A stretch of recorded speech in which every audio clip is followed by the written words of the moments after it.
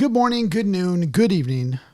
Wherever time and place you're listening to us from, straight from the 909, it's Mark, Andre and Spirit, and myself, Isaiah, and together, that's hip hop.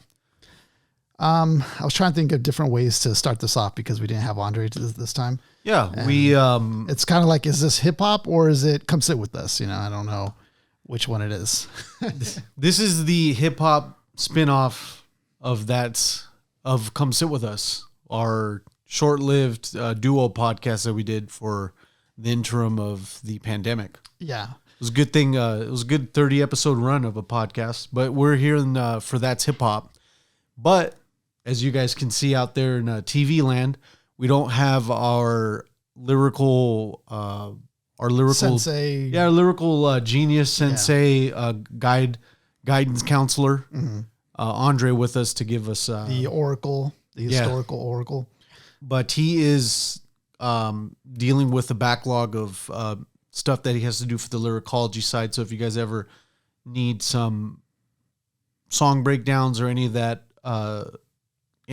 you feel free to hit up Lyricology 101 over on Instagram. Yeah, it's kind of sad we don't got Andre today, but at the same time, I thought this would be a good, perfect opportunity for you and I to do a filler episode and to get into, take a detour into our local hip hop history, specifically our history, because we've come a long way. And I think that we share a common upbringing that other hip hop heads out there who started around the same time as we did, which was like between 2004 through 6, 7, 8, somewhere in there in that gap. Early 2000s, yep. So I thought it would be cool for us to get to talk about that, especially before our next Jedi Mind Tricks episode. This will give us the chance to really give context into where we were at and how we were fiending for hardcore hip hop lyrics at that time. So, I didn't know how to start this, Mark, but what I was thinking is just the first time that I remember, you being into hip hop. I do remember we were at Eisenhower High School. I think it was like a drizzy morning before class. I think you had like a gray hoodie on. You had like a CD player with you.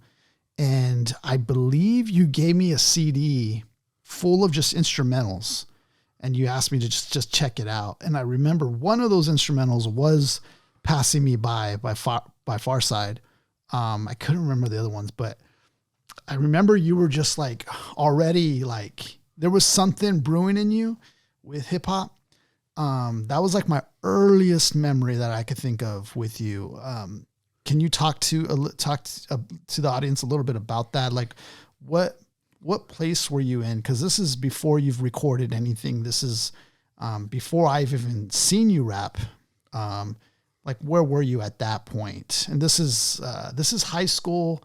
So I'm not sure whether we were a freshman or sophomore. I might have been. So it'd have to be either year 9, year 10. Yeah. Which would have been high school. That would have been 03 or 04, somewhere right there. So around that time I was still looking for an outlet to express this artistic, I don't know what it was in particular, but it was just a form of artistic expression.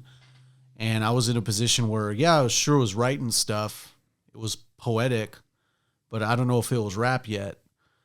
And the times where I was like listening to instrumentals and stuff, I wanted to figure out, hey, if I'm actually going to rap to these beats, I got to make sure that these beats are going to match up with what I'm writing. So I would always write the stuff first and either match it to a beat later and then fit it all accordingly.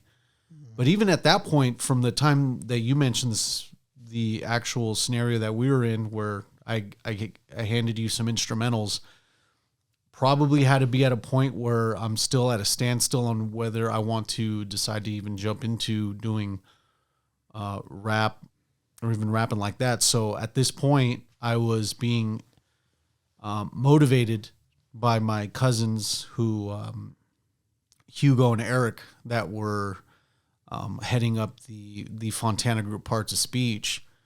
And they at Eisenhower High School during that time were the ones that were like, yeah, those guys are the ones that rap. There's probably other people that did rap, but those are the ones that we knew. But at that point, it was just something that was certainly motivating in my eyes because I've always liked them. They were my favorite cousins to go and hang out with at the time. Like they'd always have the coolest shit as far as like shoes, video games, all that good stuff. So I definitely looked up to them. And even in the regard of like, hey, I like rapping. Oh crap, they rap. And I was barely even going to tiptoe into it. I was like, wow, that's cool. That's a good sign. So it was cool to get into that lane, but even at that point, I was still tiptoeing into it. Because I know in around 10th grade is when we actually started doing our group efforts. Yeah. With that. So when you were writing you were writing first before you were actually putting it to the beat, you said? Yeah. So, what inspired you to first actually start writing? Like what inspired that to happen? I found an old Run DMC tape in my uncle's house, and he was like, it was from an old roommate that he had at the house, and he was like, you can take those. I don't want them.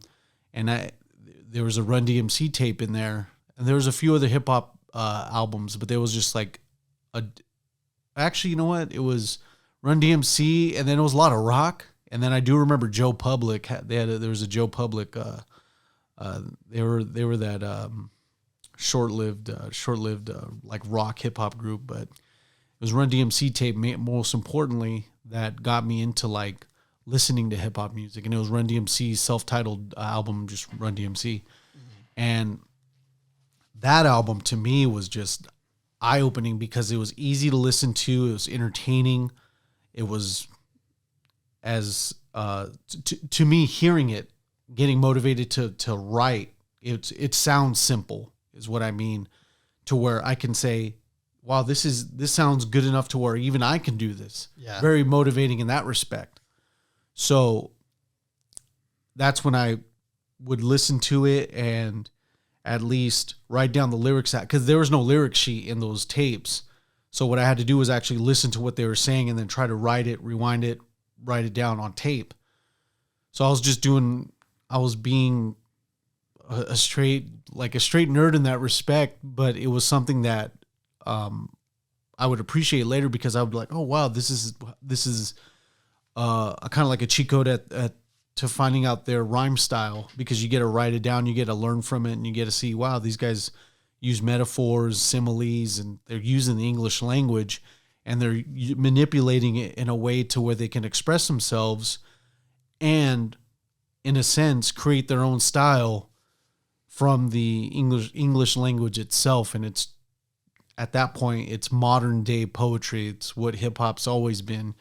It's always been the outlet of expression of the lower class for us to express ourselves. Now, I remember we did have, I believe, the same PE, I think, but I don't remember. Was that in Ike? We had the same PE. I think it was yourself, me, and I believe maybe Jesse. I just remember there was a period in time where we were kind of like hanging around, throwing wisecracks and stuff before PE, before we did like push-ups or whatever. We were always throwing like wisecracks and just like cracking jokes and whatnot. Do you recall? Was that in Ike that it had to have been, because we didn't do PE anywhere else. We didn't in 11th or 12th grade, Yeah, so it had to have been by elimination. Yeah. Right. So I remember we did have like a relationship with you in that way, in that regard. Because before that, I always used to see you back in elementary, but we never really interacted. Yeah, you guys were the upper echelon. We were kids. the rival class. I remember the rival class. Well, no, because you guys did. You guys were like not AP or GATE, right? Or well, we were the regular kids. This was just in elementary. This was just in elementary. Elementary, it wasn't even like. Well, I was thinking middle school. You're thinking, middle school. I was thinking that. But, middle school, yeah. So but we didn't really interact in middle school, though. I don't believe. And little by little, we ended up finding out. On my side at least, that My best friend at the time, Joel, Manifest, rest in peace.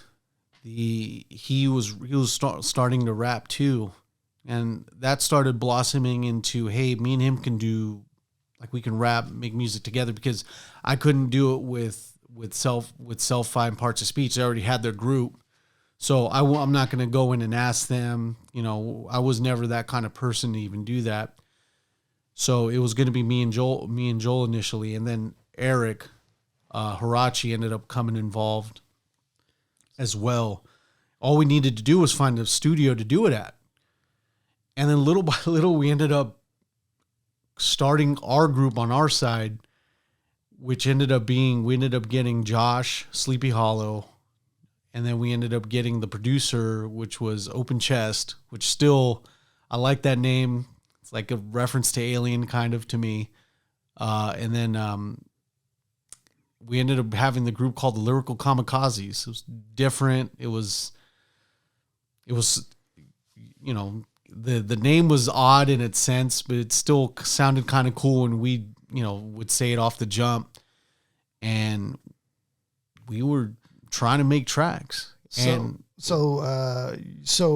you and Joel, did you guys like have a class together? Is that how you guys met, like in that way? Or you just started seeing him rapping in class or something? Or how'd you know that he started rapping? Man, I remember Joel used to be at, it had to have been, I want to say middle school. Okay, so you just seen him around the way rapping a couple of times. Yeah, it had to have been middle school, but no, like even he just started wanting to rap too.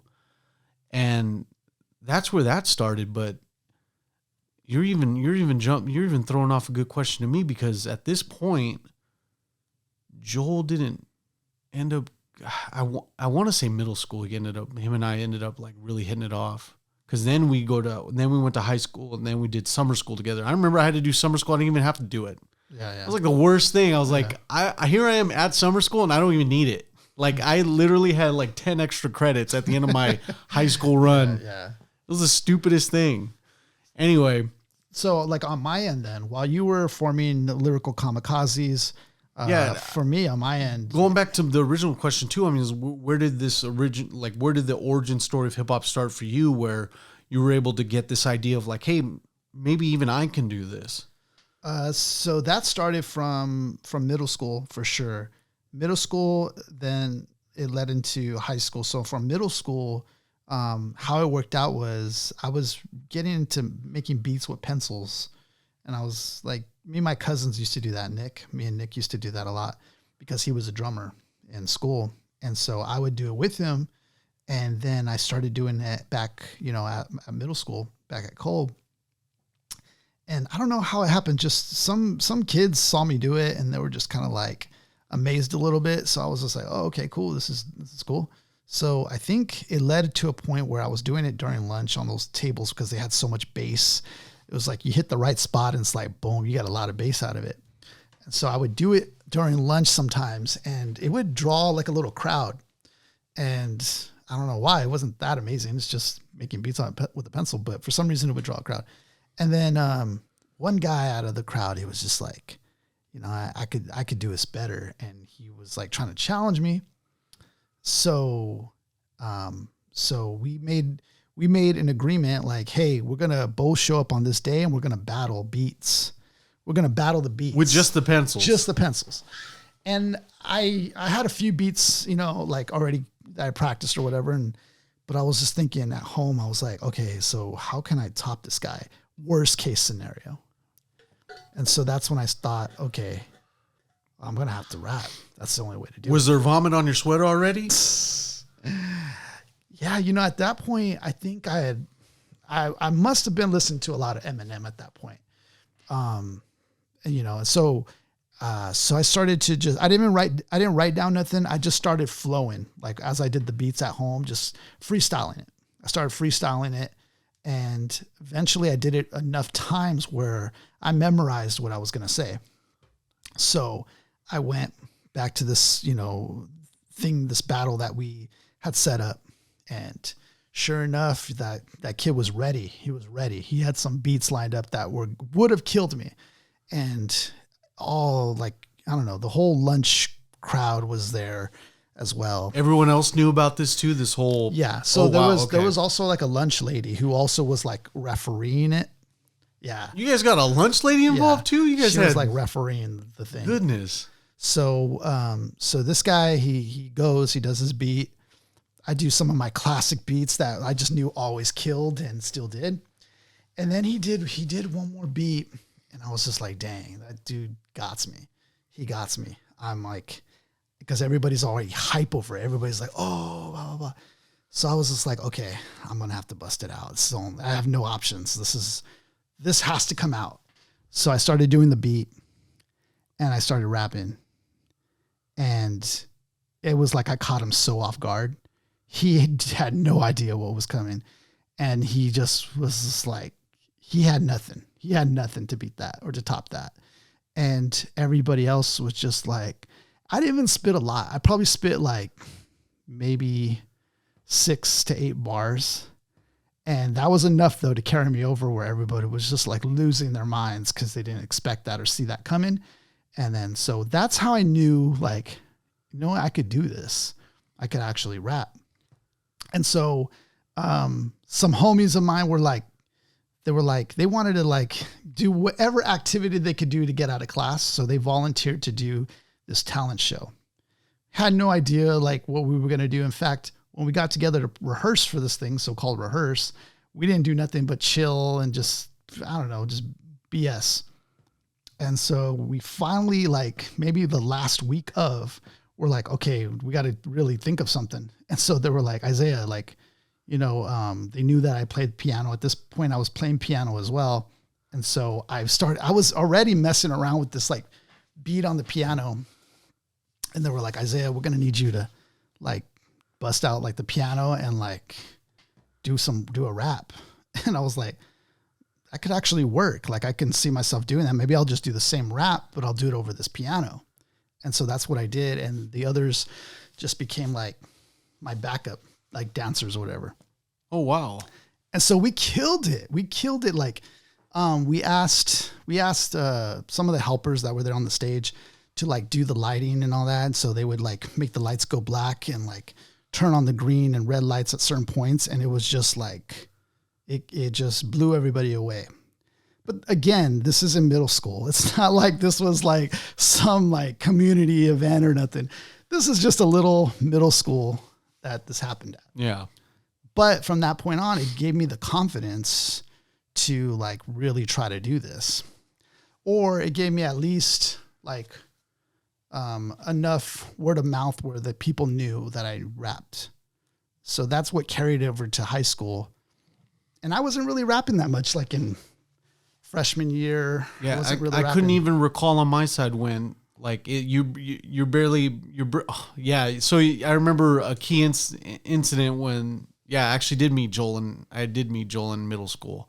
Okay. So yeah, there was definitely, it started with that, but then it branched off into high school. But going back to what we're saying, I don't know a particular moment in time where it was the most motivating factor to be like, oh yeah, this is that definitive moment where I was like, yeah, maybe I should just do this rapping thing. I think it all like just comes naturally on that side. For some, in terms of like, there was no like definitive organic moment, but with yours, you definitely had some moments where you're just like, hey, I rapped here. Let me keep going with this and see where this takes me. With me, it was just like, I just had it right. I just was writing along and decided, well, I have all these other friends that rap too. Just ended up meeting along the way. It's like on some Lord of the Rings shit. I just found a fellowship and ended up going on that end. But even further into the points that we wanted to bring along with this podcast. By the way, you guys can listen to That's Hip Hop Podcast on any available platform, YouTube, Spotify. Just make sure to look up Isaiah Martinez on Yeah, the when you search search engines. it, just search That's Hip Hop, and you can put my name Isaiah just for now because it's so early on still. Like I don't know. And also know that the Notorious Pin is a proud sponsor of That's Hip Hop Podcast. El Notorious Pin on Instagram or the notoriouspin.com. I got to plug them. Hey, you're a businessman. Hey, we're proud to be a sponsor. It's all we say. You guys pay us enough. I admire it. You guys pay us enough on our side. So how it ended up turning into recording for both of us. For me, it started with Jesse. So Jesse was a mutual friend of ours. Yeah. We all live in very close proximity at the time. We all lived very close. But Jesse had just randomly asked me one day. He was just like, "Hey, do you want to record?" You know, I've never experienced recording at all, or had any idea of what recording meant or what that was. At this point, you have to illustrate the most accurate photo for the audience as to how, in their eyes, is going to be prehistoric to what production methods we had at this time, being in the early 2000s. The difficulties we needed multiple things to work in order to get the recording down, because before that, recording was just not thought of to do. Like, it was just almost damn near impossible to record. But what was in our favor around this time was that we had the ability to to rip instrumentals. So that had to be a factor. So we had the ability to download instrumentals for free. The instrumentals of hip hop tracks that are already made by other people that we were just using at the time to fill up mixtapes or whatever we would want to call them at that time. Right. Another factor was we needed a recording platform of some sort via computer. Yeah. So we needed an application, right? Which is difficult to come by because usually software costs money, and you also need a computer to do that. So you need a good functioning running computer. You need the software, and you need internet to download instrumentals. So yeah, a lot of boxes need to be checked at this point. And you need a mic. Yeah, and not a lot of people. And keep in mind too, this is all going to be around Windows XP era. Some people even had Microsoft Me, the Millennium Edition still.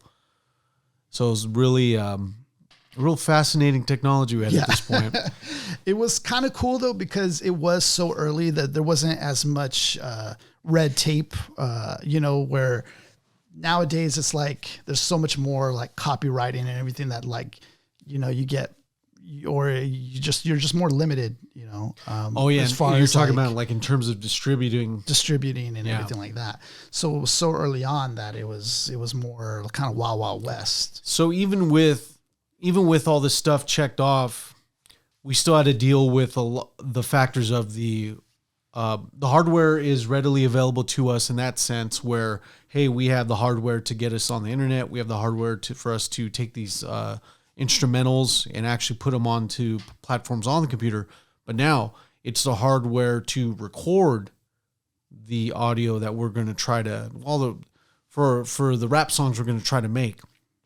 We're dealing with condenser mics that we got. And I think the most expensive condenser mic we could have got at this time's around $40, $20. It was like the most expensive bill we'd get if we already didn't have a computer available to us. The sound quality for a condenser mic to audio record, not the best. How did that look? How did the condenser mic look? Well, I'm not like the regular condenser mic is just the old. It's like the old fashioned PA mic. Okay. You just have those regular ones. I think the ones that we were using at the time. Yeah, those ones are condenser mics, aren't they?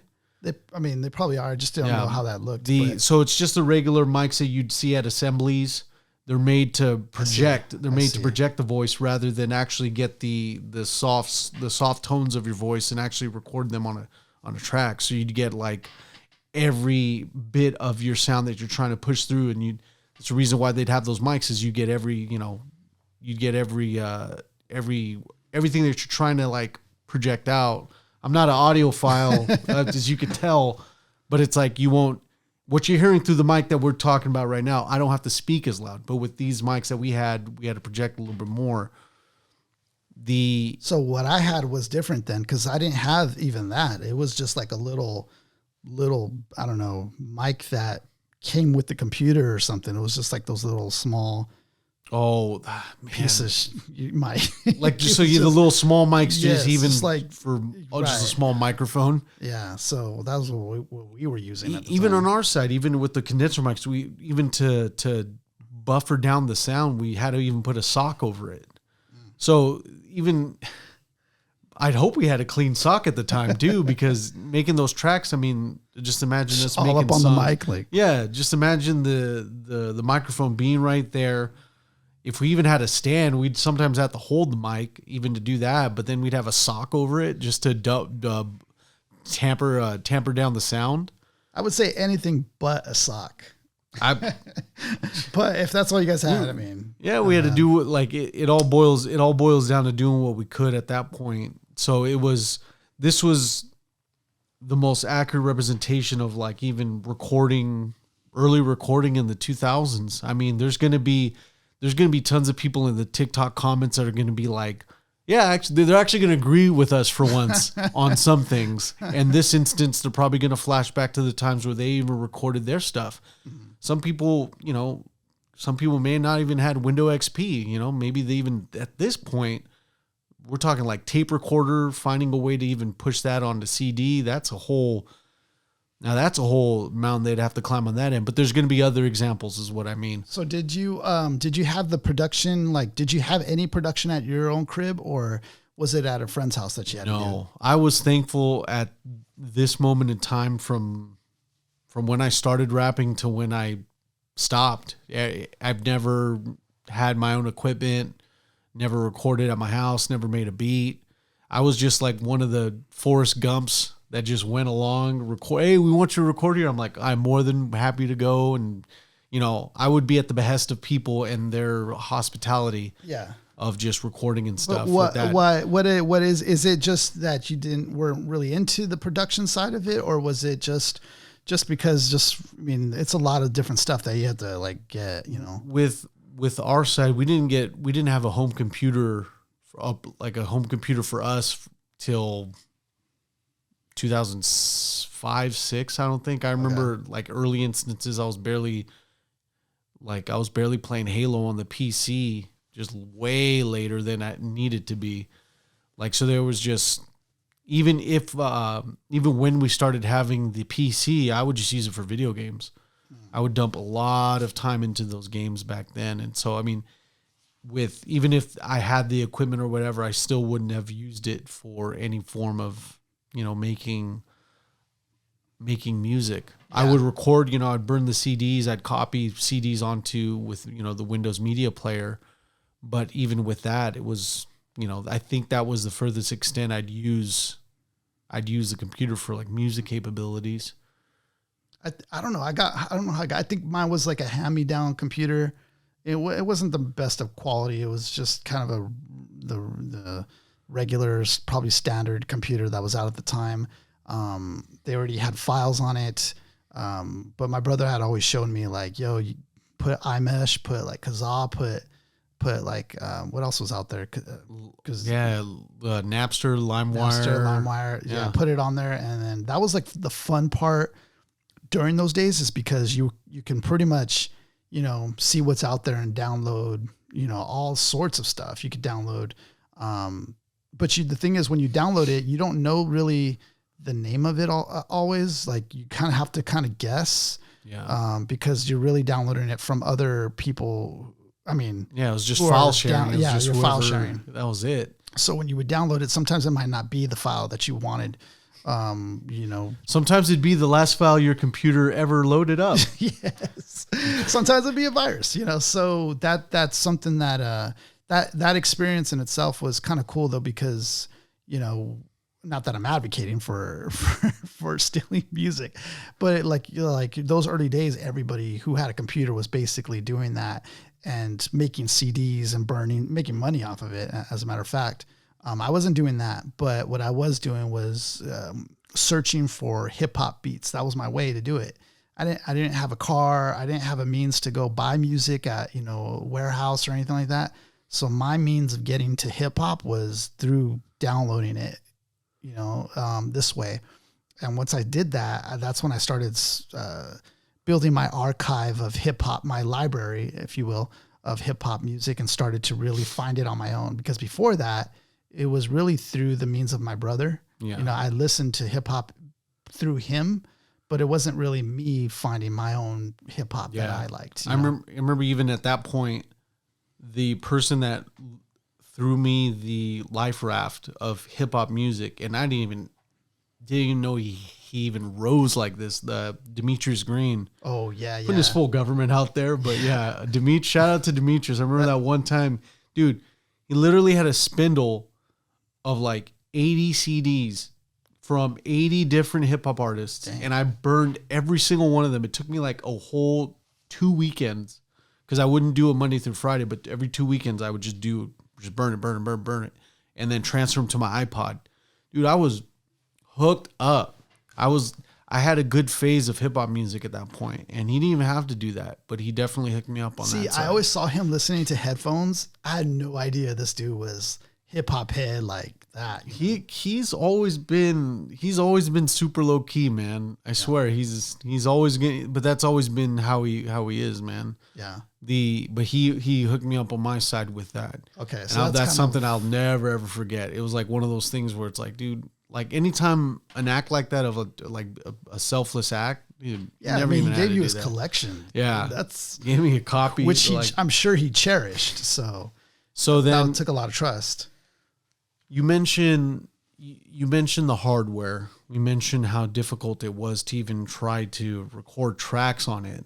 I mean, even with recording the audio equipment, like even with your version of whatever of the microphone you use, with the version of the microphones that we were using, we're not even mentioning that we sometimes even had to go from the big stereo 3/4 plugs to the smaller quarter-inch plugs. Right. Yeah. Sometimes we had to find adapters.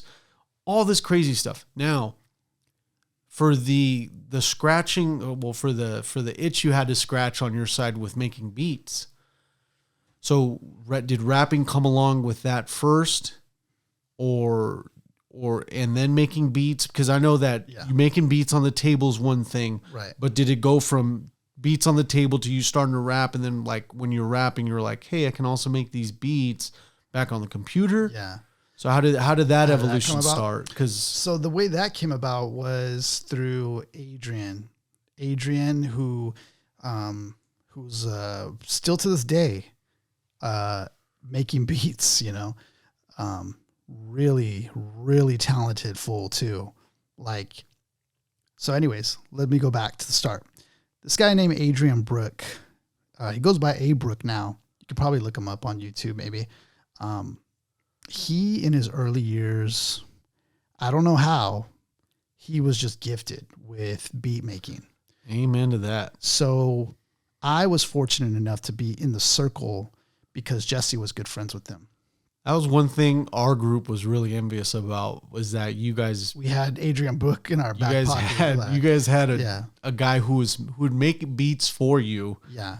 And on our side, it was just like, we had Open Chess making beats and stuff, but all due respect to Open Chess at that time, Adrian was very generous as well. Like he was, giving in that regards with his beats, which he could have been. Some people are selfish with their beats. This guy was very giving with the beats as well, because it's just something he enjoyed doing. He made them all the time. So to him, it was just like one beat out of 20, that he's already made. So in that regard, we were kind of blessed to have him in the circle. So because we were in that circle, when he had a disc and it was just a burnt disc, again, I believe he somehow figured out a way to download it through the means of LimeWire, Kazaa, whatever. And for us that were around our age, man, that was the key, right? Having the ability to download this way, because it gave us technology that we weren't really supposed to have yet. So as young kids, man, once we got that technology in our hands, watch what we do with it, basically. So Adrian had the CD and he wrote in red ink Reason. For those who are beat makers out there, you know what Reason is. Now picture having Reason in 2004 when you're like, 17, 18-year-old kid, and you have Reason in your hands, which is a $500, if not more, plus software, right? That ain't cheap by any means of a 17 or 18-year-old. He had this, and he had the keys to the product key. He had the key as well. I don't know how he got it, but he had it. So he would come over to Jesse's house. Jesse was another good friend of mine, still to this day is a good friend of mine. And I would be at Jesse's all the time because Jesse would always, have me over to record, to write or whatever. And so Adrian A. Brook is there, and he's with this Reason disc, and he is this beat maker. I'm looking at it. I'm looking at everything he's doing. He's putting together beats really quick. And I'm just like, I asked him one day, I was like, yo, can you show me a little bit? Like just the bare minimum ropes. And he showed me, like he took maybe, 5 to 10 minutes, showed me the basics.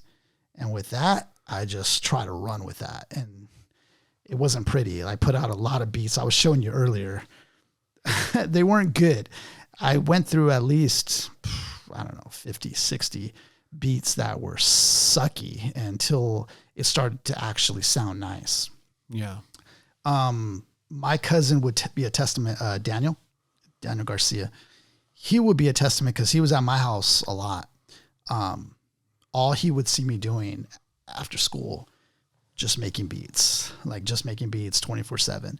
It actually got to the point where it got onto my parents' nerves. They were just like, shut that thing off. Because when you make beats, you're playing it over and over. Sometimes you're trying to figure, what sounds nice to this beat. Blah, and it blah, has blah. to be loud too, especially because it has to be loud. Yeah. Because that's the way you feel it. That's the way, start vibing to it. So I would be messing around with Reason. I would be messing around with I had no equipment either. So this is all digital, drawing in the length of the bass line. And you're actually, with your mouse drawing in the bass lines and trying to make it work that way. And I didn't have no drum pad or nothing like that. And just had to use, their redrum that they had, the tool, to just loop the beat. The key here, though, in that time was sampling. Sampling was huge. Yeah. I mean, this is before Kanye West. And so sampling hadn't really been put on like that.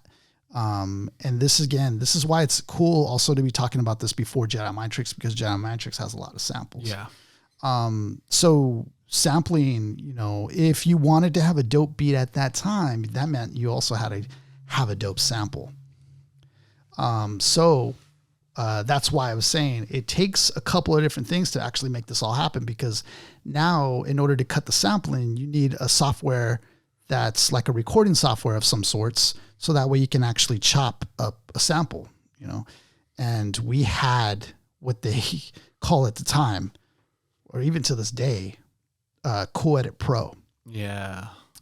Cool Edit Pro was the gateway to any MC at this time recording from home who had no platform, had no backing of a label.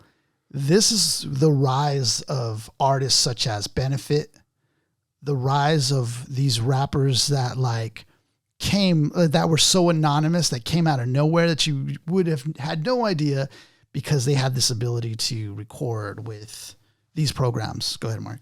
I like the keyword that you used for that was the gateway. Not only was this the gateway, but this actually opens up the floodgates for a lot of artists that you've mentioned previously. But it gave people the ability to try to find their style, try to find what works for them, gives them the ability to press it and try to take it as far as they can. But no longer are they confined to the shackles of costly engineers, costly studio time. No, they can still have their school to worry about. They could still have their full-time job to worry about, because at the end of the day, they can come back and mess with Cool Edit Pro, add a beat, get Reason onto it, and the conveniences of a home studio is now available to people that can have if you got a CD-ROM, and if you're a little quick with your fingers, you can end up putting a lot of software on your computer and try to take this thing to the next level. Yes. Yeah. So at that point in time, man, I felt like that was like kind of the rise for the people in my generation, being able to record and to actually make a name for yourself, to explore the art of rhyming. Because I mean, I'm sure back in the day, there were plenty of cats who could rhyme their heads off, but I don't know how their access was to actually recording, actually being able to hear themselves. Yeah. Like this was a cool technology for us to have at the time, because we could actually hear ourselves. We can record this now, and we can make, our own little mixtape, if you will, in our own streets. Yep. That accessibility, having that available to us was like crack. It absolutely was. And the idea behind that is it's a special idea, because not only is this you creating your own music, but this is also you making your own CDs. And if you're really crafty of it, you can actually make your own disc art on the front of the CD itself, or the actual cover art. And you can actually get it to where, you get an old jewel disc case and outfit it to your own little demo. Yeah. Or your own little mixtape, which we did for the first album. We actually had our, for our rap group back then, we actually had our own little, our first effort. So Mark, yeah. Man, I was so envious because Mark had a rap group. I mean, I had a rap duo. I think we had the best of both worlds, to be honest, but yeah. Mark had a rap group, man. And he was, I don't even know, like, it was just, to me, it was kind of the oddest mix though, because you had different styles, different complete styles, but it all like came together. I thought you guys had the dopest name too. I was jealous of your guys' name, Lyrical Kamikazes. It's a sick name to have back in the day. But Mark had a group with him. And they were starting to record. They were starting to make tracks. What was your guys' first project putting that together? For Lyrical Kamikazes. It was, I couldn't even tell you the album name, but I do know. Oh, man, so we had two albums, and I just don't know I don't know the first. I think the first. How first do you one not had know to the be, name? I'm so like. I'm telling you, this is all like. I can barely. I don't really remember most of it, but I do, because the thing is that all the stuff I particularly didn't really like listening back over in comparison to the new stuff. I would lose it. I sometimes lose it deliberately, but there's times where I'm just like, I'm more proud of the stuff that I had, further down the road than my first efforts. I was really embarrassed to hear most of that stuff at that point, because I know I was evolving to be a better MC later down the road. But I could tell you that there was two efforts that we did. And I do know that the title to the second album, The Next Level. That's the second album's The Next Level. That's right. Yeah. I remember that now. But it was one of those things where we would either do a combination of something. We'd either have a group ensemble track, two or three of them would be 2 or 3 of the 5-member group. I think it was 6. Let me see. Me, Eric, Joel, Josh, and 5. It was us 5, and we would either do 3 on one track, 2 on one track, all of us another track, maybe a solo track here or there. And this was like on some Wu-Tang shit. This is all on one dude's house that this is all being recorded this is all at Open Chest's house. Okay. He would make the beats, and then he would let us record there. But man, you guys all wrote it in the room too, or did some like write it off? So some, like, we would actually come up with the actual tracks and stuff, and then we'd get the ideas all together, but then we'd write it either there on the spot, or we'd, whatever I would already have written down, I would, shape it to the beat that I hear. And at that point, at least if I need to add things to take away, do it on the spot. Now, how serious was everybody? Was everybody like serious, like trying to write something really good? Or was it everybody just kind of BSing and trying to write something? At this point, I do know that I was still trying to do my just trying to make everyone feel at home and just busting chops. But I also do know that I really did enjoy hip hop music, and I never in a million years wanted to make like a blasphemous, make it as a blasphemous effort in any respect that I did it at, because I totally respected it. But it was just like, dang, listening. So at this point, anytime that someone else went up and they would do a great verse, it would challenge everyone else to do a better verse or something to that effect. Those early seedlings of the, of the rule that we have. Like if I'm ever featured on a track with like you and some other person, like you or Andre, if all three of us did a track, I know I have to come with my best, as I mentioned before, because I know he would come with his and you would come with yours. Yeah. So that wasn't as serious as it was when we were 14 at the time, but we still had the idea of like, hey, look, like none of us can, come off with a weak track. That won't compute, So that was it on that respect. The next level was a little bit different because I think that came out when we were starting 11th grade at Carter High School. So those first 2 years we were at Eisenhower High School. And then because of our home address, we ended up getting magneted to the school across the way at Carter High School. So we didn't do the remainder of our years at the high school that we started at. We ended up going up there. Yeah, it kind of sucked. That album there. It sucked at the same time because, for everybody, we started with one group and then we split off into our own segment. Yeah, and then that kind of ultimately made the group end up splitting off on our side because we couldn't, That's right. We couldn't connect on our side. Yeah, you guys literally split. Who was it? Just you and Joel, or me, no? Joel, and Hirachi. But then he ended up going back to Ike, and I know Joel just ended up dropping out of high school altogether. So that was just a trip all on its own, man. Yeah. So funny thing. Well, before I get into this. For me on our side with Kinetics. Oh yeah, I didn't even mention our group. So the duo was myself and Jesse, and we formed a group called Kinetics, or duo called Kinetics. This was Jesse's idea.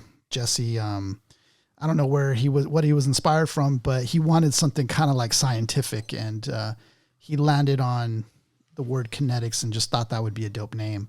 I agreed, and we went with that name. As far as like MC names, Jesse had a name I thought was dope, but myself, if I could go back in time, I'd probably think a little harder about my own MC name. My MC name was Nesquik, which I still will go by today, just for the sake of like that's always been the name. But yeah, I remember Jesse asking me, "So, yo, what's your MC name?" And I was like, man, I don't know. I've never thought about that. Like, what would I choose? And for me, it was just very on the spot of what I saw at the time. And I saw, a Nesquik thing or the Nesquik, sitting out on the counter. And I was just like, I'm just going to go buy Nesquik. I don't know what was hip hop about that. Yeah. It was very just impulsive. And I just went with that. And, I don't know, maybe because I think it was a attack against the legal ramifications of you against Nabisco. Stupid. I think this was like a call effort from that. I really, the rebellious nature of you to go against Nabisco. The thing about it too is when people would ask me like, oh, why Nesquik? I had no deep philosophy about why I chose that. So I would always have to like make up some story of like, oh, I went to a chocolate factory one day and like some stupid story like... And I like fell into a jug of like Nesquik, like into a big container of Nesquik or something.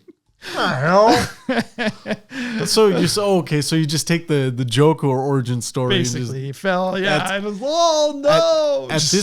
And even at this point, I remember they went from Quick. I remember in the beginning it was called Quick. Mm-hmm. And then they end up, this is the early time where they actually shot it off and renamed it to Nesquik. You remember that? Yeah, it was actually called Quick back in the day. Yeah. But now it's called, and now at this point it's called Nesquik. Mm-hmm. So yeah, you caught it on early at that point. I did, I guess. You could have just been Quick. Could have been Quick. Could have been like, DJ Quick or something. But yeah, no, it was Nesquik. That's what I landed on. And with that comes a lot of like people who, if you come across wrong an MC, they can use that, and really flip it.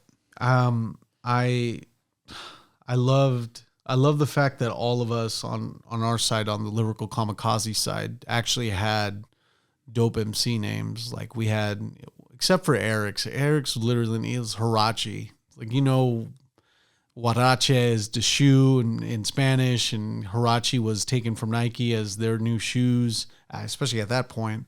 But we also had Open Chest. Again, I thought it was cool. Joshua ended up calling himself Sleepy Hollow, which was cool. I dug that. Joel ended up calling himself Manifest, and I thought that was always so sick. I don't know where he got that name. I honestly think he has the best name of all of you guys. Manifest. But I ended up knowing that in the rap group Poor Righteous Teachers, I know that there's actually a gentleman. I don't know if his name is, I think it's Manifest E. But yeah, the same. I know, but I was just like, I don't know whether I want to find out where Joel got it from. I never ever, You never asked him or nothing? No, I just was like, damn, Manifest. I was like, damn, that's a dope fucking name. Yeah, it's a good name. I feel like he may have been influenced by like Benefit, because sort of in that same realm. Yeah, could have been. In the same realm. I've always. Did you end up using Realm the last episode too? Probably. I think you probably force fit it. So then I ended up going with DEFCON 5. Yeah. Super long name, just like more syllables than I need. Usually just go with the one syllable or the two, but then like you end up going with 3. I could totally see you going with this name though, because it sounds kind of military-ish, in the vein of like cannabis sort of, but also scientific, and there's different levels to it. Like I could totally see you choosing it. I ended up changing it after a while just because I really wanted to rebrand, Renaissance, something. It's just, I just felt like that name, it was at a point where I wasn't particularly comfortable with myself artistically, and even at a place as a whole, even just as a human being, I just didn't feel comfortable.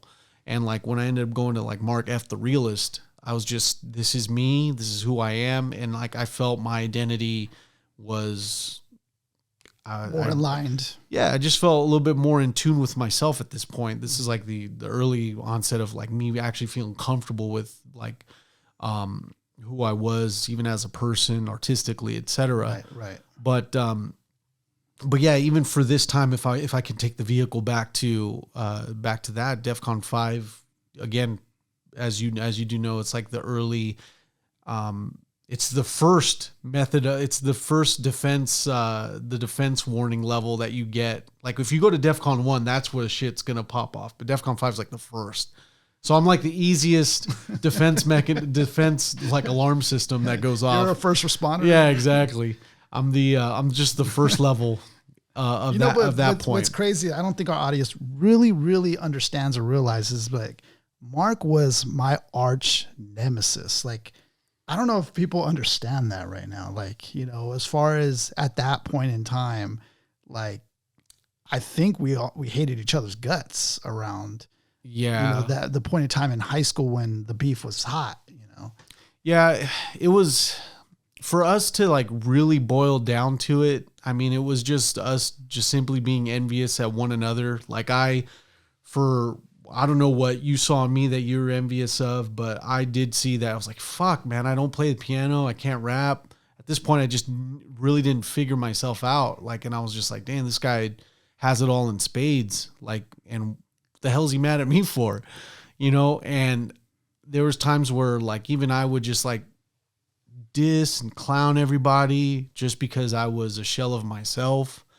And this is very much along the time where I wasn't really, I'm still trying to find the comfort in even talking about stuff like this, just because it's like, man, I don't like bringing it up. Yeah. But because I'm in, we're in good vicinity with each other, and like, this is a place where we can talk about it. It was just that it all rooted from just like, fuck, I wish I had these attributes that I was lacking. And even with clowning people, it's just, I had stuff in myself that I wasn't too proud of, that I would just project my inadequacies onto other people and try to get a laugh out of it. I think for me, it was like that you were so good at like pinpointing my own insecurities, like you were so good at like seeing the thing I was insecure about and like being able to like pick at it and like joke on it. That's what like got to me at that point in time. Yeah. But it really, when you really go back and look at it, it wasn't really even your fault at all, like as far as the origin of that, because you were actually reaching out to me. We were just victims of just unfortunate circumstances to where it's like, to where I would, I was just making fun of you at the wrong right time, and you were just,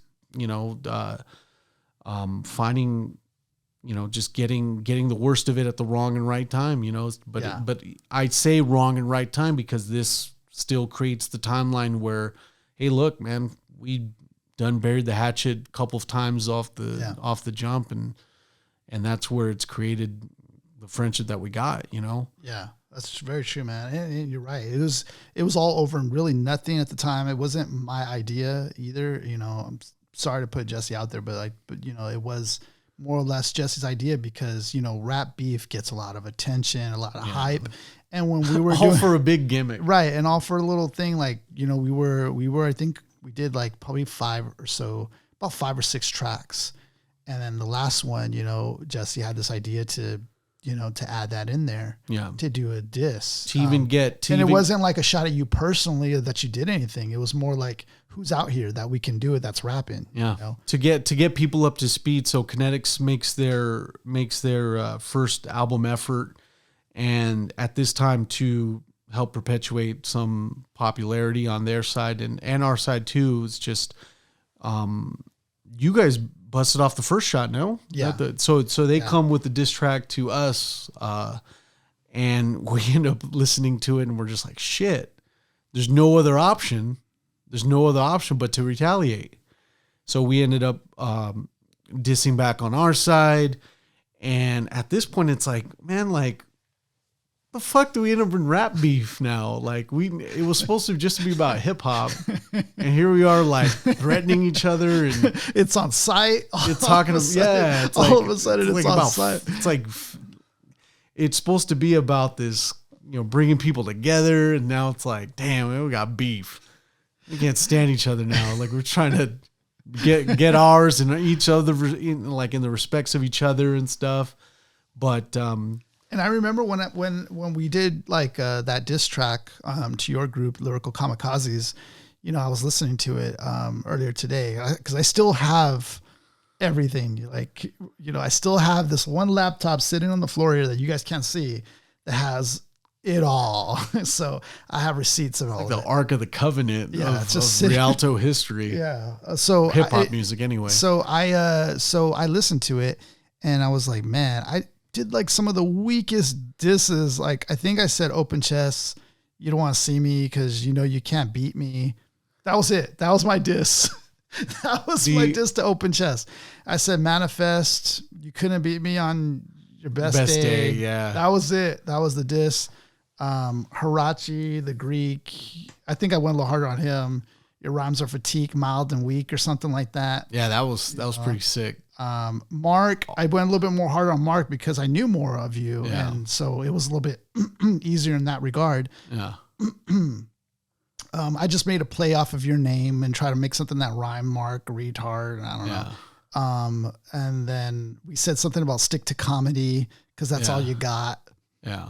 Well, I appreciate that. Yeah. I'm still trying to work at it. I was like, that's like a compliment, like stick to comedy because you got that. So what Isaiah didn't tell me is that he actually had our diss track little crypt, little crypt that he has in here. And I think that the most Isaiah, and I thank you for that though. But the most pleasurable thing of hearing that, like the most pleasurable moment of that, is actually hearing Joel's voice again. And I haven't heard his voice in quite a long time. I told Mark pleasure for you, maybe. I know exactly. Like, hey, rewind that. I want to hear his voice. In the opening line of his, and I'm just quoting Manifest from this. Please quote him. Yes, let's quote him. He's all Nesquik, something. Your rhymes are like silk. They're made for bitches. And I'm just like, oh my God. I'm more into trying to hear his actual voice than to actually hear the diss behind and it all. I sent it over it's to all Mark. Sweet on my side. Like, oh, sweet. How's that? Like, hey. Manifest. He's all dissing me. Yeah. That's why I was telling Mark earlier. That's the thing about Manifest. He was someone in our age class or in our class or whatever. Not our physical class, but I'm saying our year. He was at our school, and I never got to put that water into the bridge with him. So it sucks that I never got to, but we kind of left it from that regard, and we never crossed that bridge. We both didn't get the closure that we needed, man. Yeah. So trust me, there was a lot of stuff that left unopened for that. Yeah. So with that diss, when that diss that you guys returned to us, it only caused us, I think the line that you said that really got to me was about and I was very insecure at the time, my teeth, right? Yeah. That one got to me, and at that point I was like, no, we're making another one. Yeah. We're going to have to. And that's the thing about making disses and stuff is that there's never, it's always, it's either going to be level. And both of us come to a stalemate, or either one of us makes the diss and then someone gets, we take it to the extreme and someone just dies. Right. But no, like this is high school at this point. It's high school. It's like, geez, Louise. It's high school. But can you imagine though, like if it was like that just in high school, imagine in the mainstream, like when everything's all hyped up like that. Dude, everything gets magnified 1,000 times over, because not only the press, not only do you have the drama added of just this realm of high school popularity, but no. So take the magnification 1,000 times. You have record labels perpetuating this, bring it into, they send all this info to the source, get the info over to the people who leak off stuff to like Dub Magazine, the source, get all this dirt out there, perpetuate it. Not only that, the only reason why they're perpetuating it is for the label of, the either the dissers or the dissees, newest album, newest single, or the newest diss track that is a single. This is all a part of that machine. So even in that respect of, hey, look, let's take it to, even if you take diss tracks to the mainstream level, that's the stuff that you're dealing with. Yep. So even we got our sense of it, and it's just like, even as much as we're thinking about it, just imagine how, how realer the beef gets the higher you go. Right. And again, we've seen it we've seen the worst of it with Tupac Shakur and Biggie Smalls, man. Even Big L dies on his freaking doorstep. There's people out there that didn't make it, man. It's just all, either you dying lyrically by the mic, or you dying by the gun.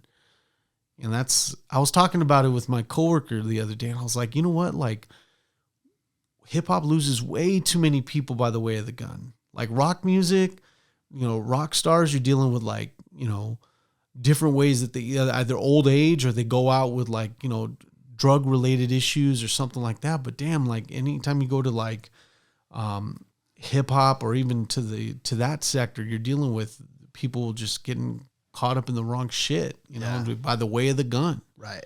It's unfortunate, man. Just because of who they are, even, just if they spot them at some restaurant, diner or whatever, just on site, for whatever reasons. But yeah, I mean, that's crazy, because those are some lessons learned, I think, from mine and maybe your part, but definitely from me.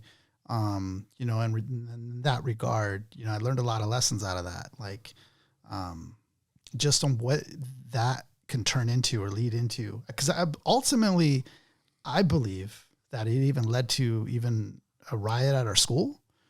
There was rumors, about it being overshoot, but I do recall like one day Jesse and Joel were getting into it. And I believe like after school. Oh my gosh. After school, what ended up happening. You cracked an egg that I'm like, I remember like them actually.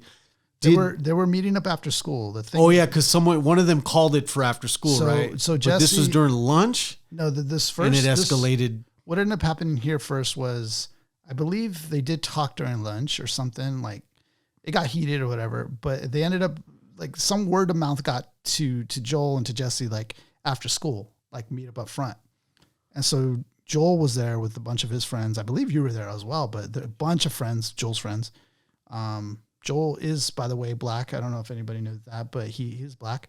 So he had a lot of, and the reason why I mentioned that's because there's also some racial undertones here in regards to this school riot. So a lot of people of color were around his side. Yeah. And then Jesse, he's Mexican. A lot of people of his color were on his side.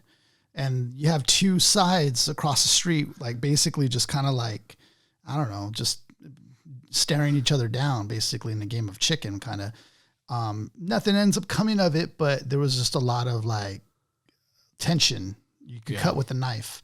I think ultimately security came by and like kind of try to clear everything up. But that then led to the next couple of days where then we did have a real riot inside school. So that kind of like perpetuated that racial undertone already. It planted the seed of that, and all from just that, and I don't know, people will say that's, people, or I don't even know if people even know that, but I know that because I'm close to Jesse. So I knew how that ended up happening and transpiring. So it's a trip which you don't remember, and then all of a sudden it just comes back to you of like, oh yeah, remember we were on we ended up going to like the baseball side of the park, right? Yeah. All of us. Correct. And so then a couple of days later, then there's a racial riot at our school. God. And that hits the newspaper. I forget my camera. It hits the newspaper. Riot happens. And people don't even know why it occurred. I believe that already that sparked tensions. Oh yeah, to still brew. And so it got that bad at the school at this point, which wasn't a good look for the principal. The principal had to try to like send a message to all the parents, leave a message on their voicemails and stuff. Yeah. Letting them know, what they're going to do to fix this or whatever. So, all that came out of what, like that's the lesson I learned. Homie. That's the lesson I learned. And if that was in such a little small, like world of ours, imagine, that in the big, world that we live in. It's a small lesson, but a lesson learned on my part of how does that play out? I never thought in the wildest outcome that this would have happened, of like after all this dissing and stuff and all that we ended up having a prosperous friendship and stuff. Yeah, that was crazy. That was the weirdest thing. And it's like, it always brings me a little uneasiness talking about it because I just don't like opening up old wounds like that, especially on your side or even my side. But it's just, it definitely has made us stronger and let us know that, hey, look, like even though we've both hurt each other on that instance and further down the road as well, it still's just made the friendship bond a lot stronger because we know, hey, look, like even through all that, we could still come out of the end of it just like dapping it up and actually being prosperous as men side by side, Yeah. So that's like the biggest upside I could say out of all that, Yeah.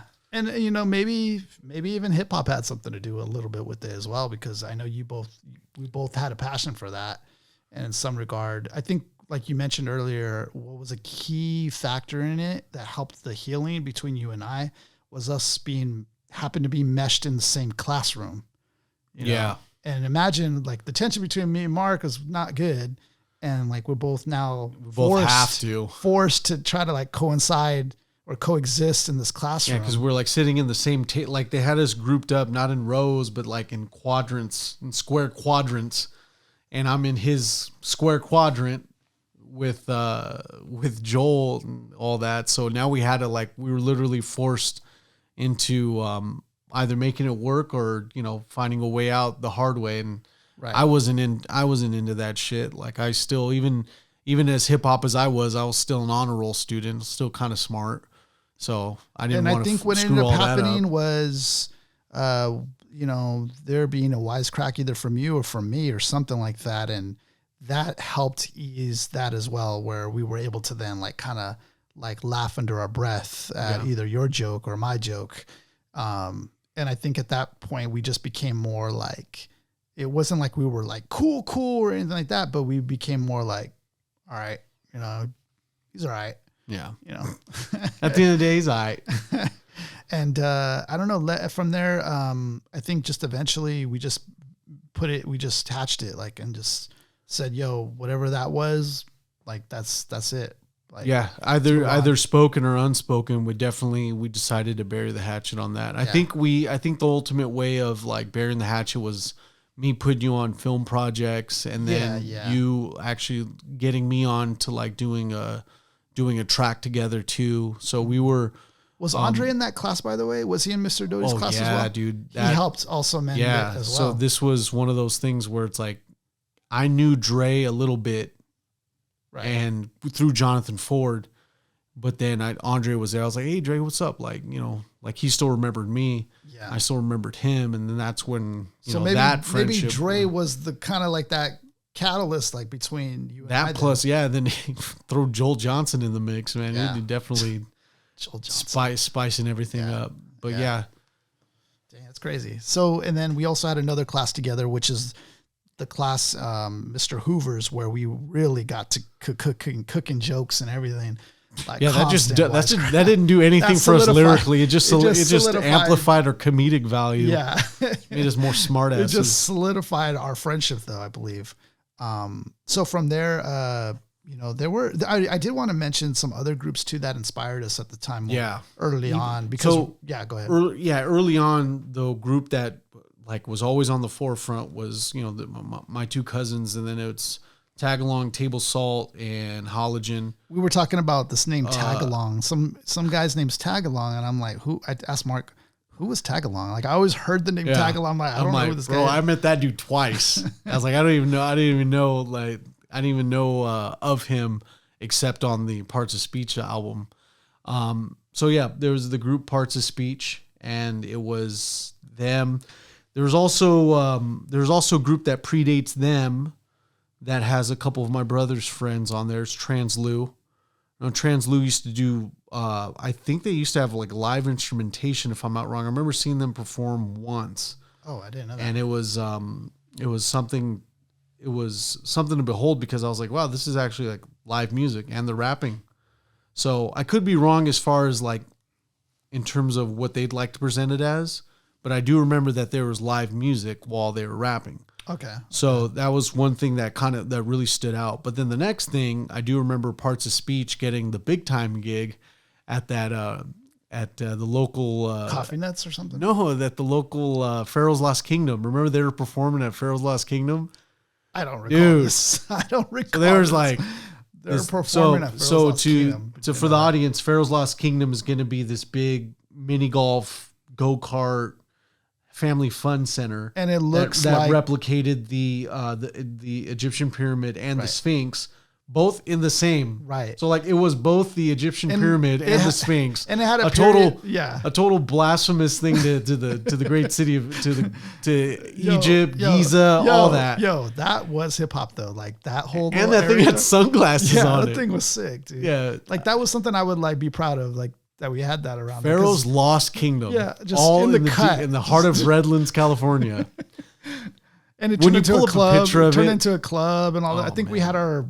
Did we have prom? Water park there? We had had some sort of dance there too. That sort of dance were you thinking actually had the live music and all that, which then Parts of Speech did end up doing a gig there. Okay. So they ended up doing that then. Was like, they're going to kick my ass for me saying this, but like for them, they're big time, they're big shot, because they actually opened up for a lot of acts and stuff. Yeah.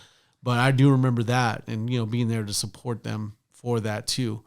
But damn, dude, we're talking, we would anytime that we'd end up finding out that they would be in a cipher or like they would be around for a cipher, me and Joel would go. Like I would go to Joel's house. Like I would sneak out, go to Joel's house, and then we would go try to find where the cipher was at. And I remember one time we wanted to go to where they were at. Like they had a little kickback or whatever, and they were going to do ciphering. We wanted to like rap with them or rap around the cipher. Fuck it. I don't care. It started raining on the way there, and we were in our scooters, our little Razor scooters. Oh, yeah, all bad. So we had to make it happen, but we couldn't drive. We couldn't pedal that fast because it was slick. Right. Cement and, the rubber wheels on water that doesn't mix. Yeah. At a reasonable speed it does, but it was just like, man, we're just getting soaked the faster we go. So we're like, damned if we do, damned if we don't. We got to go the fastest we can. And we're especially going really fast because coming from Joel's house, crossing over to Highland, you're instantly in the hood.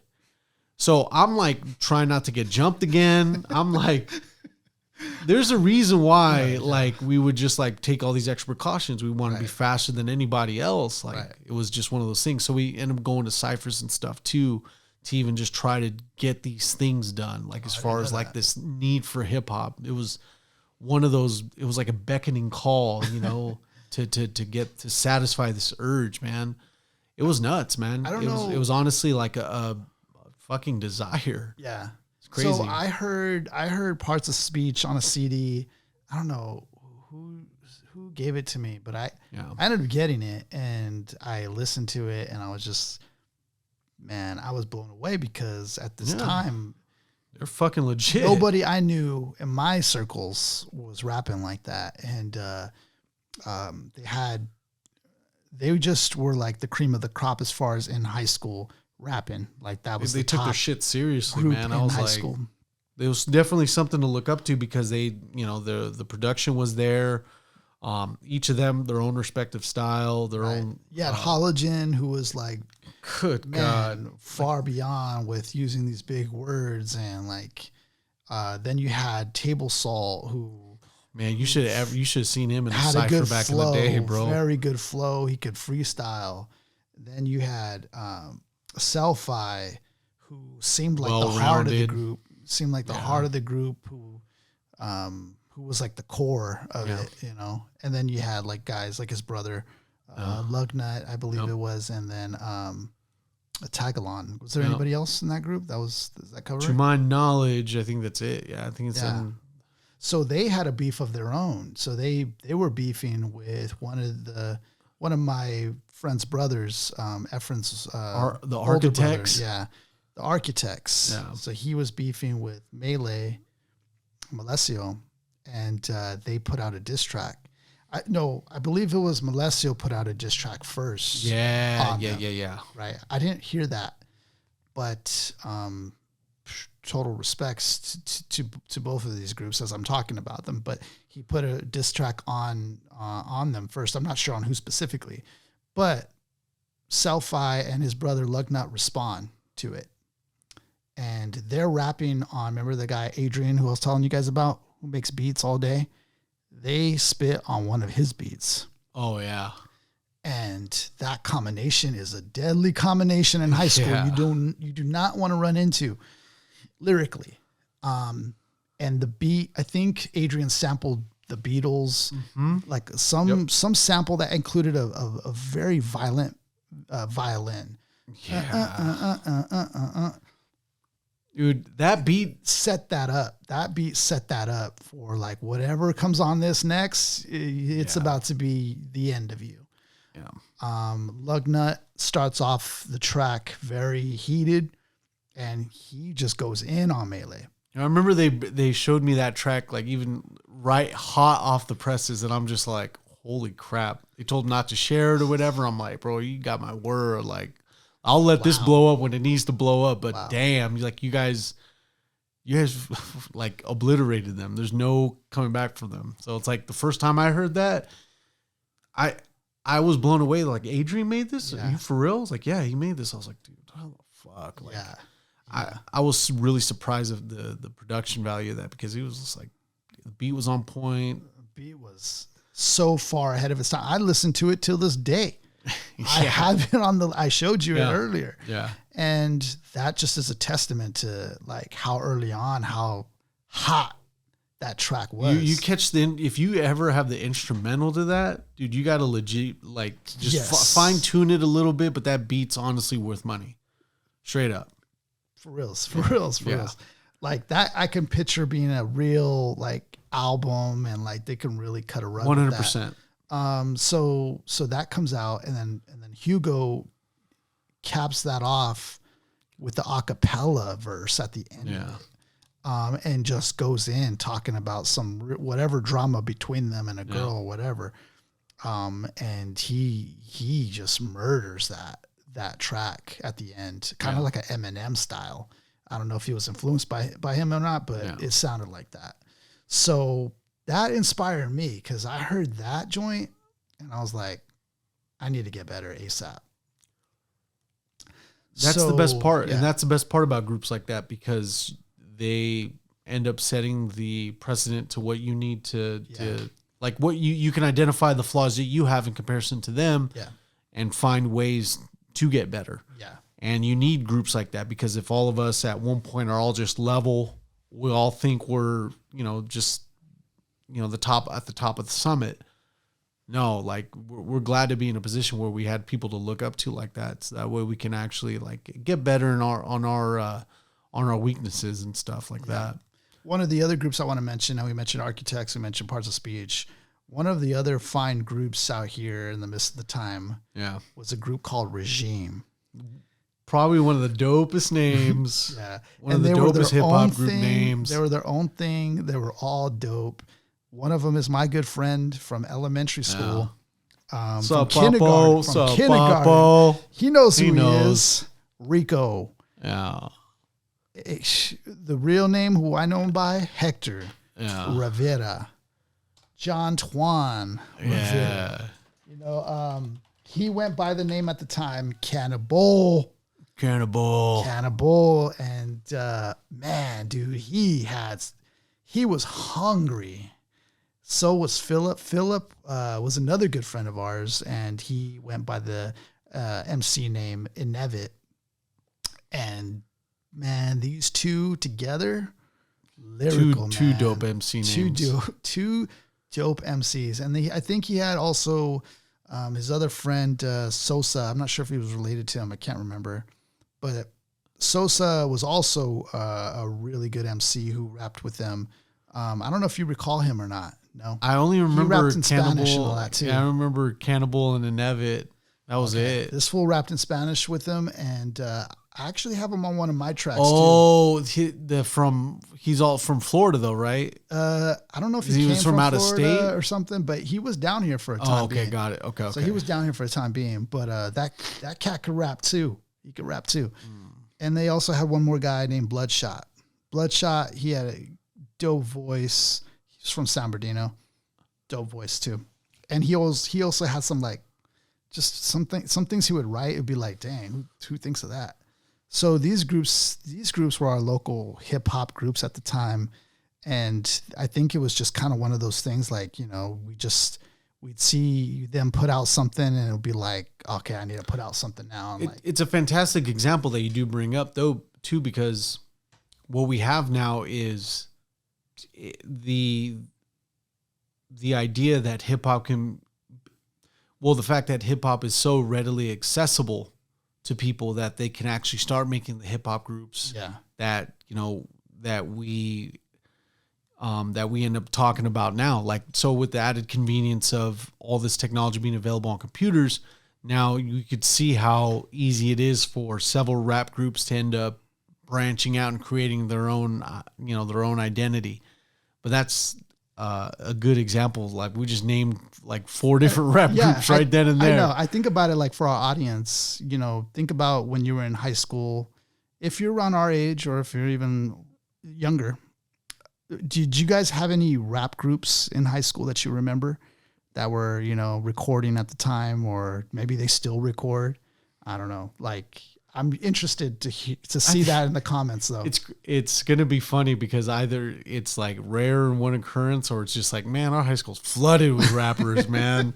And it's just, I'd like to hear it, man. I'd like, there'd be one day where I just want to stack my work onto other people's and just be like, damn, like you just differences of style, what we were thinking of at the time. Like we just, the innocence of youth. Yes. You know? Yes. So like, how did you start to evolve as an MC? Cause obviously, you know, we both, I think, find our early works kind of cringy. Yeah. How did you start to evolve and like start to get better? And like, at what points did that happen? You end up listening to your earlier stuff. You end up self-critiquing. You end up being your own worst critic because, you know, you think you could do better. So you start telling yourself that. But what I wanted to do was just, hey, look, I know my delivery needs to be taken care of. It needs to be a little sharper. It needs to coincide with the beat a little bit more. Okay, so then this means I'm going to have to listen to the instrumental that I'm given or that I want to actually do an actual track to and have the verse go hand in hand with it. No longer am I taking my lyrics that I make beforehand and shape it to the instrumental. So I started doing that, and I noticed at that point, I was like, oh, wow, this fits like a glove. Because it's literally meant for it, and it's a lot better that way. It actually fits because my ideas are being conveyed by the way of the instrumental.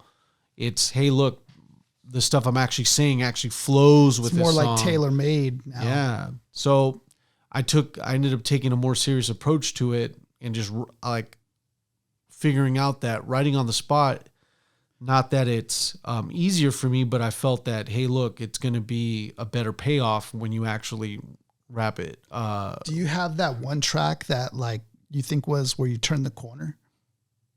Yeah.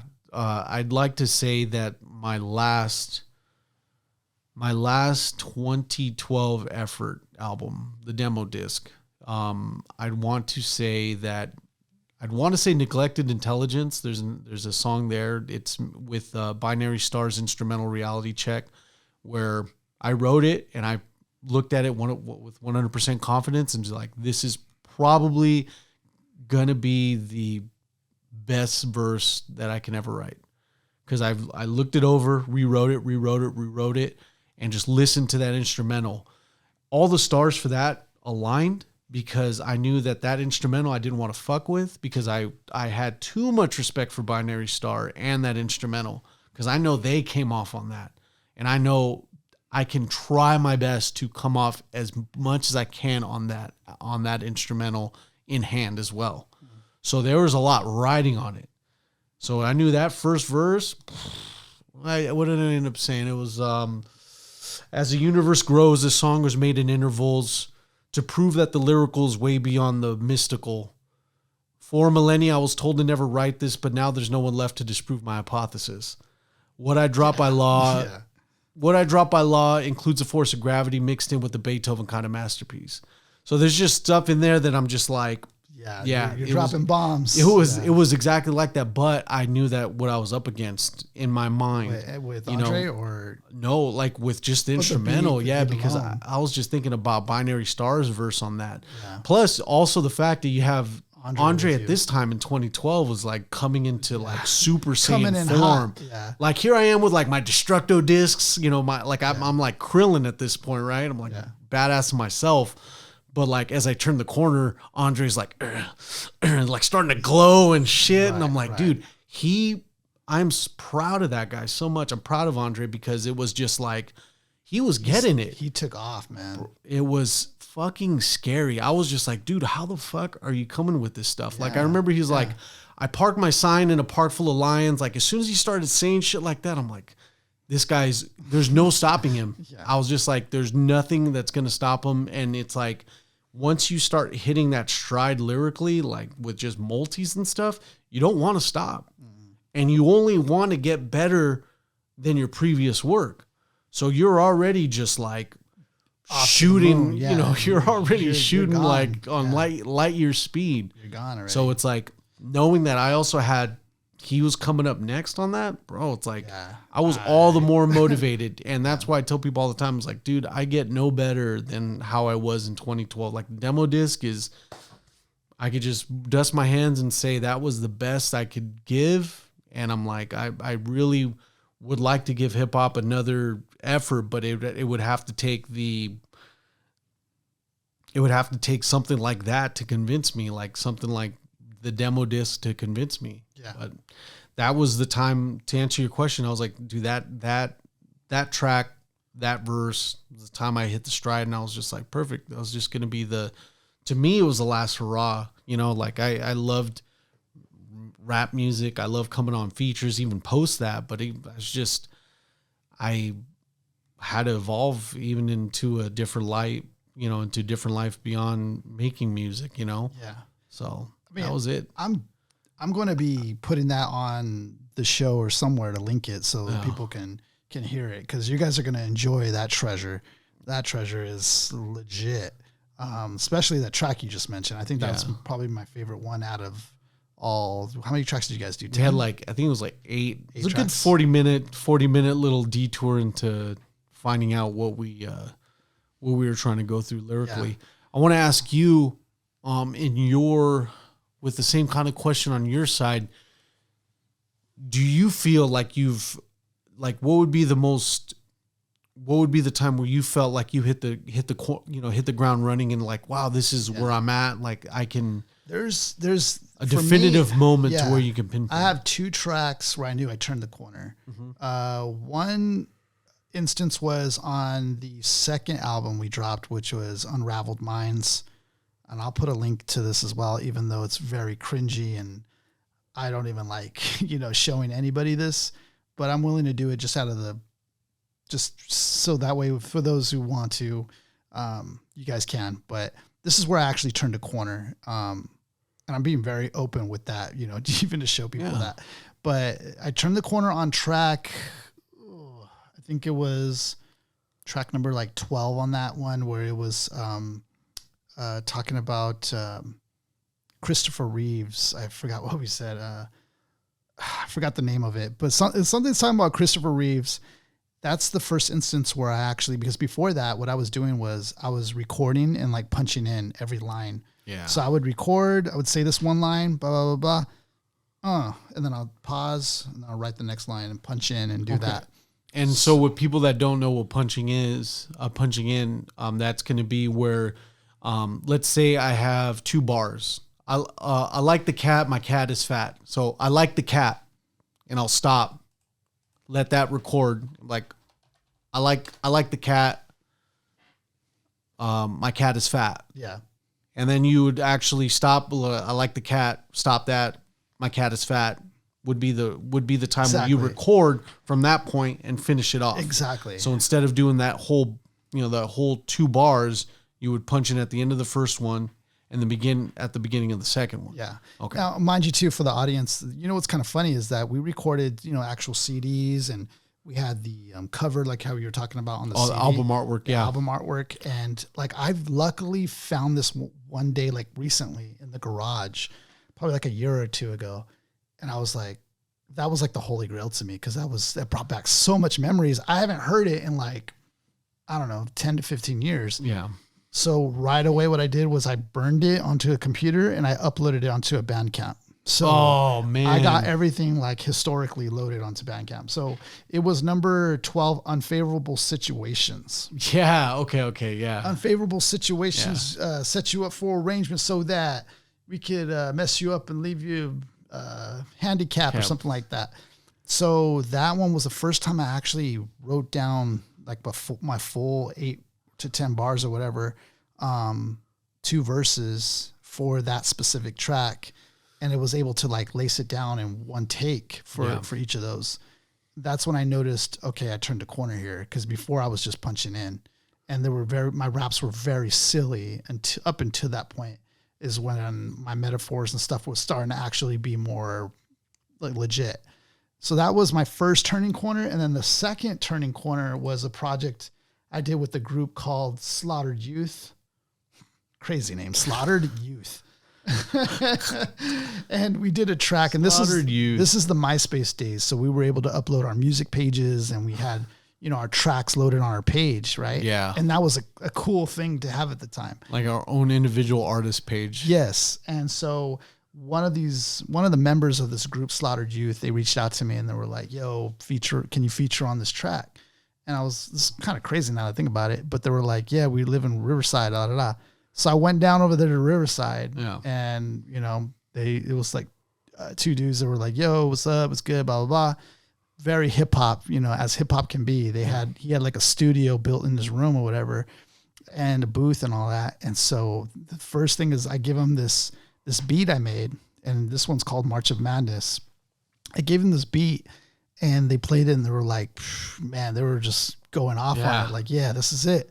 And so I did my verse, and I came in there like, I don't even know who I was influenced by with that track, but that's the second corner I turned, where it sounded more like I was more freestyling, even though I really wasn't.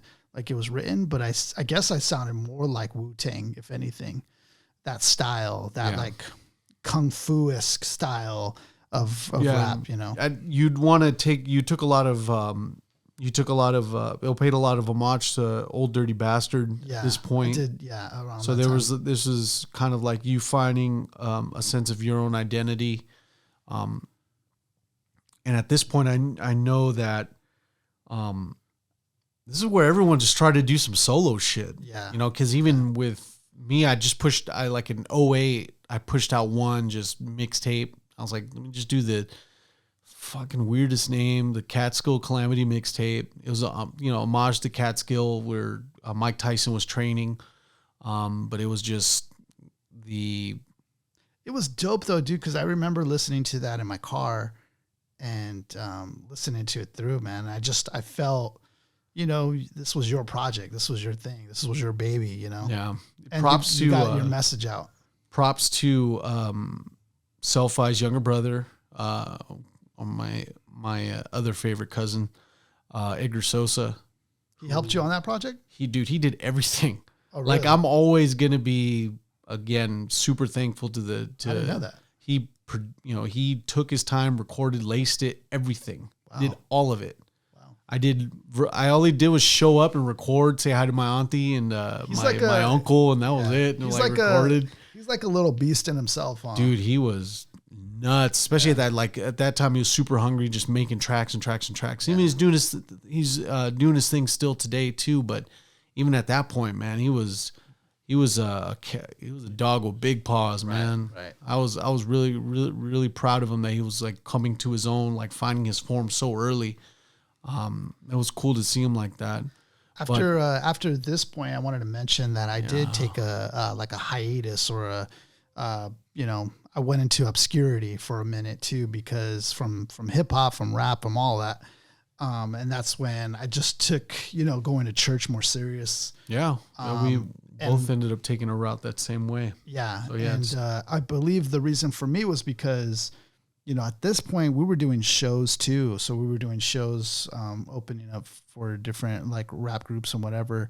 And it was fun. It was cool. And the things I was rapping about, which is really some dumb stuff, and I think this was a point when I was still going to church, and I guess my conscience was starting to feel it, where I was feeling this conflict of like, you're out here, because I played piano, so I was also playing the music, but I was out here doing this. Yeah, you'd be on the streets on Friday, Saturday, but you'd be in church Sunday. Yeah, and so I had a conflict of interest. Absolutely, a real conflict in myself of like, who am I here? Yep.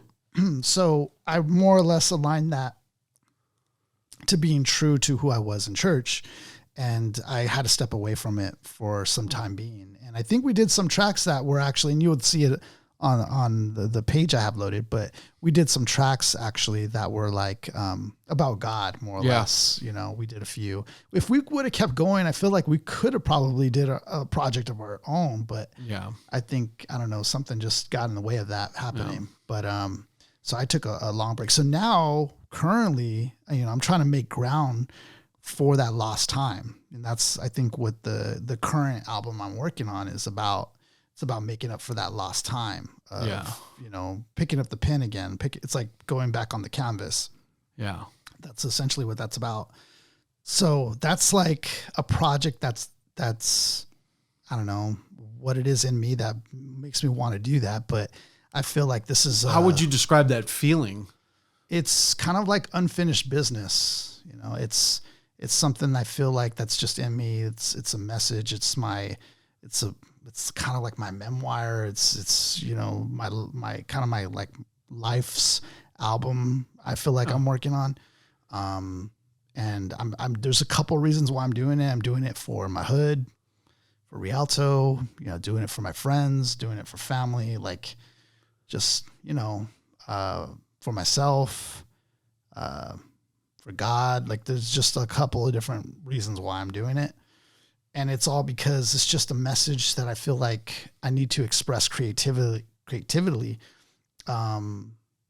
that I need to get that out there lyrically and musically, that I can't do in the same vein of just talking to people. Yeah. You know, I have to do it this way, so that people can really understand, you know, the emotions behind it and what I'm feeling. And I feel like there's no other better way to do that than through this medium. That's the beauty of hip hop, I think, is that, you know, we have that instrument that we can use to communicate deep feelings within ourselves and communicate it very articulately, that come across more or less as like infinite. It's beyond us. It's beyond, and this is where we go, I guess we go into the spiritual realm. Yeah. But it's beyond ourself, you know. So I'm trying my best to put that together, but that's what I'm currently working on. And I find times during lunch or whatever, I'll try to just, you know, any little time I get a bar, I'm just writing it down and trying to still push forward. Cause it's not easy for everybody. Some people got it like that, like Tupac banging out tracks, you know, and I wish I could. It's almost as if he was getting paid to do it. No, it's, but you don't want to sound corny either. Like, I don't want to just, you know, write like how I used to, like back in my early days, very corny and silly. Like I obviously want it to be my best oratory spilling I've ever done. You know? I like your perspective of it. Cause I'm okay. Like I feel honestly, bro, like as much as like there'd be instances where, you know, you or whoever would want me on like a track, dude, I'm content. Like I love your perspective of you wanting to do this for the sake of whatever you feel here, because I'm going to be the first one to tell you got to let that out. Like you artistic expression, even on a spiritual level. I always believe that God, like you have to unearth it, especially your talents, because these are God-given talents to you. Right. And like, as long as you do that, you'll be in God's favor. To me, that's what I think. I've always thought about like, hey, look, me portraying or like even doing the best that I can every single day. I think I'm seeking God's favor. And this is why I find myself to be very optimistic, very positive, very all this and that, because I'm doing my best to be in the Creator's favor. Right. In your instance, you have this creative edge over a lot of people where you can play piano, you can do production, and even rap. Dude, I feel that this is the moment where you're like, dude, this is, you know, you at this point, that feeling is something you have to do because, hey, look, like this is what I have in me. And this is something that if I'm, you know, if I feel I am successful at, I'm gaining his favor. Mm-hmm. I like that. That's what I get out of it. And even, I believe that with me being content on my side musically, that maybe rapping to me wasn't my strong suit, but I'm content with that because I left it as good as I can do. And I'm fine with that because there was other ventures within me that I felt I needed to take care of on that side. Yeah. But that's cool. I like that we get to see it on our side, but not only that, but the audience gets to see different perspectives on, hey, look, Mark hung his hat and was cool on that. Isaiah still has that drive to do this because he still has these innate talents that just don't, you know, just don't wash away like something like you just wiping your hands off clean and that's it. Yeah. Yeah. I mean, well said, man. Yeah. I think that's, you know, maybe a lot of people can relate to that. I hope so. Or if not be at least inspired by that, because that to me is like, you know, I've made so many beats in my time unfinished, or I've done some verses. I didn't complete the track. Yeah, I left it hanging. There's still this feature from Writer's Block that we still got. Sickest Rialto MC that no one's ever heard of. Mark was asking me earlier about who was that or something, and I said the phrase writer's block pertaining to some other thing. Yeah, and he's like, what MC is writer's block? What? Never heard of that MC in Rialto. I was like, we had a big laugh about it because he's like, no, I had writer's block. So that section of the instrumental was actually made for him. And when I asked him, I was like, who's that like voice I couldn't discern from? Right. Because you hear him in the outro, like you hear him in the outro. He's like, I don't know, that's writer's block. I was like, writer's block? Who the hell's writer's block? I was like, I've never heard that MC rapper. Writer's block? I don't know that rapper. I've never heard that rapper in my life. I thought that was a dope name, but Mark's like, no, that's not. Well, to me, calling yourself writer's block. Imagine if you're in a cipher like, yo, what's up? I'm writer's block. And you're just like, maybe it's maybe it's oxymoron. Or yeah. It's just like, it's just a funny oxymoron of like, just like, it's like calling it's like being a rapper called Not Good. Right. Like, what's up? I'm not good. What's up? Right. I'm about to go like the illest in the game or something. Like you have to at that point. But yeah, MC Writer's Block. Yeah. Hey, we just ended up being like just two old friends talking about the good times of just like of music, especially like just a small snippet as to the time that we were kids and our obstacles that we had to overcome with producing music. It may come easier. It obviously will come easier for people decades ahead, either 10 or 20 years, how easy it is to make music, you know. But keep in mind, even at this point in 2000 and, 2003, 2002, this is as easy as it was going to get for us. Mm-hmm. We weren't able to discern how easier it's going to get as time went on. Right. So at this time, this is as easy as we were going to get. And what ends up happening is you got to make do with what we had. I'm glad we had a small snippet as to like how we had to deal with making hip hop music and with the tools that we had. Some other rappers, especially during this time, weren't gifted the software of Reason, the software of Fruity Loops, and sometimes they had to buy it the old-fashioned way, and that cost an arm and a leg at that point. So it was a cool little trip down memory lane, just thinking about all these times of talking about music and talking about MCs of the past and some that aren't with us no longer.